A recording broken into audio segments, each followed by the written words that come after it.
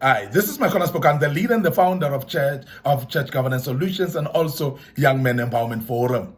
And I want to deal with this as part of our Young Men Empowerment Forum, the third part of this session, which will be speaking about emotional intelligence and how to make sure that you enhance your emotional intelligence, which is very important. And we have said that emotional intelligence, of course, is ability to identify and manage your own emotions, because you're not going to expect other people to manage their own emotions, but you can manage your own emotions.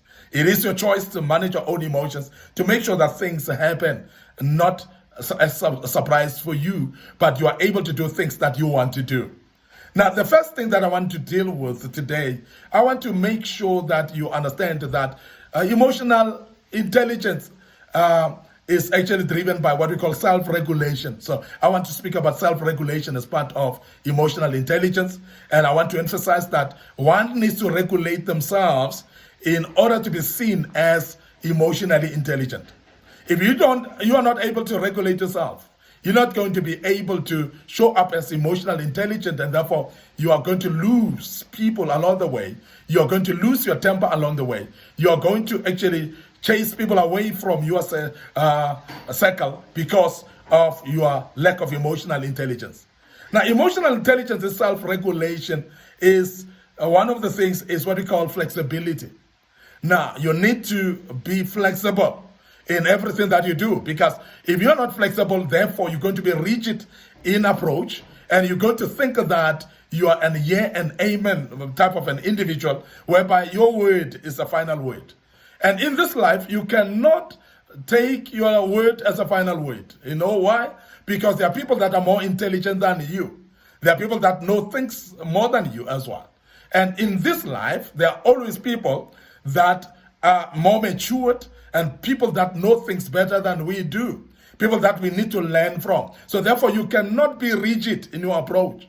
Flexibility is very important, because therefore those type of people that will teach us some things that we don't know, if you're flexible enough, you will be able to change. There are some people that will live as role models and therefore show up to show us how to behave and how to live a certain particular life that is led by emotional intelligence.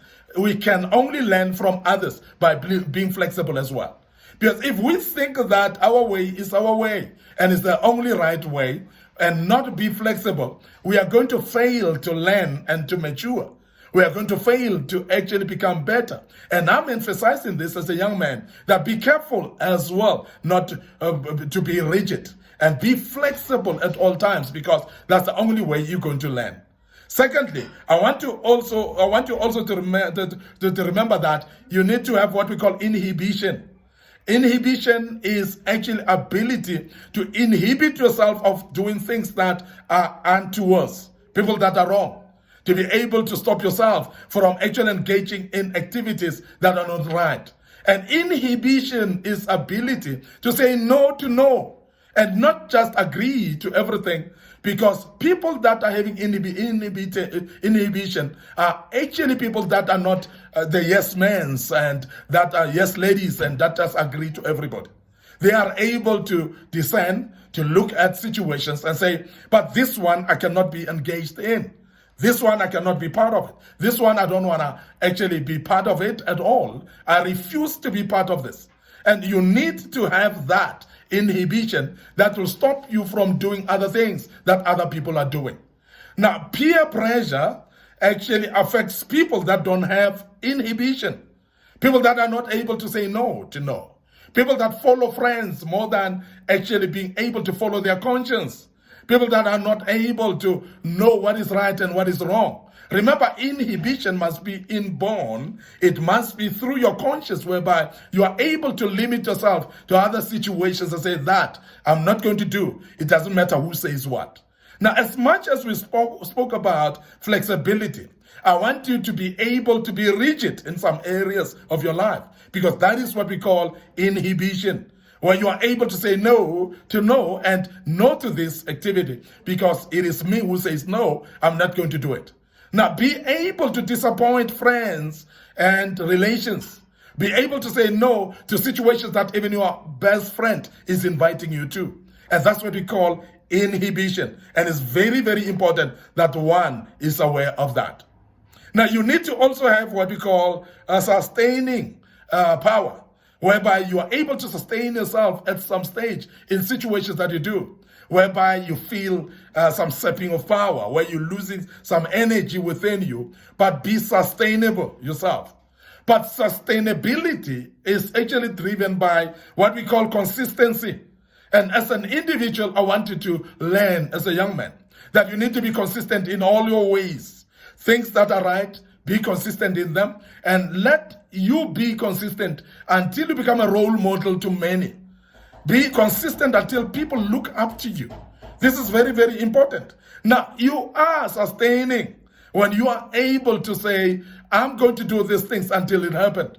I'm going to do this thing because it's the right thing to do until I'm known for this. And this is very important. And that's what we call sustaining. And it's very, very important as a young man to have that.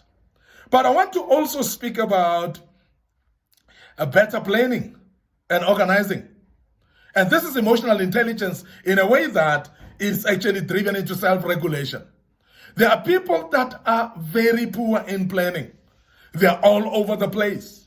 They are so disorganized to an extent that they are even aware themselves that they're disorganized. And as a young man, I want to emphasize that be careful of being disorganized, because if you are disorganized, there's nobody will believe in you. There's nobody will trust you as well, because disorganized environment is non-attractive to anyone. I'm emphasizing this because there are many of us who are very disorganized in nature, disorganized in time, disorganized in activities, disorganized in your own environment as well, whereby everything that you do is so disorganized to an extent that nobody want to trust you anymore. Nobody want to believe in what you're saying. Nobody want to believe in what you're doing. So be careful as a young man not to be disorganized, because the more disorganized you are, the more you are discouraging people from associating with you. People don't like disorganized people.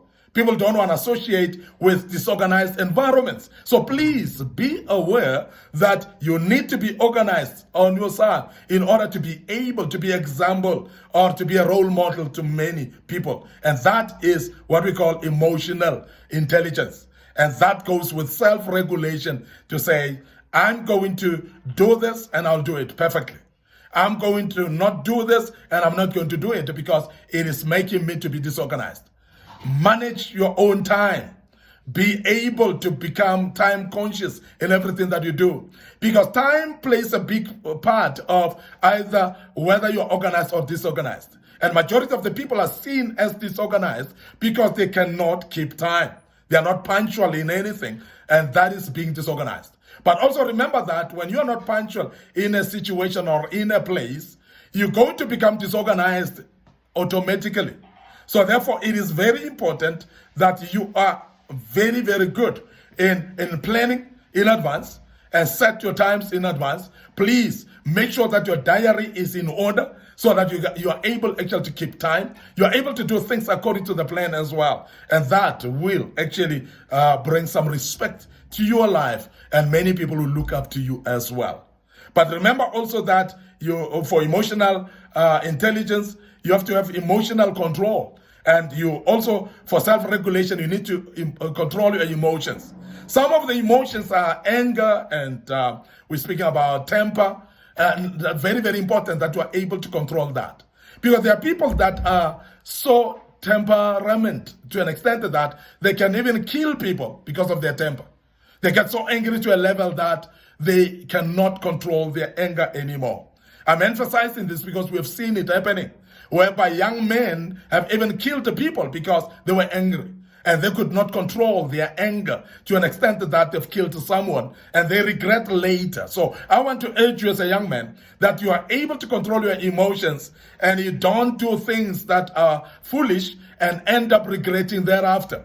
Some of the young men are in prison right now as we speak because of lack of controlling of their emotions.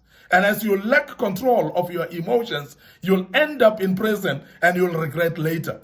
Some have been charged for rape. Some have been charged for stealing and killing people, as I've said. Some have been charged for many other things that were as a result of lack of control of the emotions. And I want to urge you as a young man today that as a part of emotional intelligence, control your emotions and make sure that they are put under control. I want to end up here today, your host, Mekonas Pogane. Thank you very much for being part of this great topic. This was part 3. Of course, we will deal with part 4 tomorrow. Remember to like our Facebook page, Young Men Empowerment Forum, and the one by Mekonas Pogane, and also our YouTube channel. Please subscribe to it and make sure that you click notification button so that whatever we post, it shall notify you, and you will be able to actually be notified and be able to be part of our teachings going forward. May the good Lord bless you, your host, Mekonas Pogane, once more. Thank you very much for listening to us, and allow me to check out right here and say cheers for now.